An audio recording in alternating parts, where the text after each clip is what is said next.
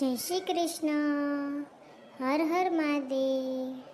કેમ છો બધા? મજામાં ને? શ્રાવણ મહિનાની શુભ શરૂઆત સોમવારથી થઈ ગઈ છે.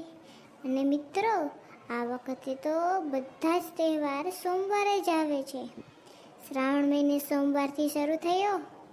રક્ષાબંધન પણ સોમવારે આવે છે અને જન્માષ્ટમી પણ સોમવારે આવે છે. તો ચાલો મિત્રો, હું તમને આજ 12 જ્યોતિર્લિંગના દર્શન કરાવી દઉં. સૌરાષ્ટ્ર સોમનાથમ ચ શ્રીશૈલે મલ્લિકાર્જુનમ ઉજ્જૈન્યમ મહાકાલમ ઓમકારમ મમલેશ્વરમ પરલ્યા વૈદ્યનાથમ ચ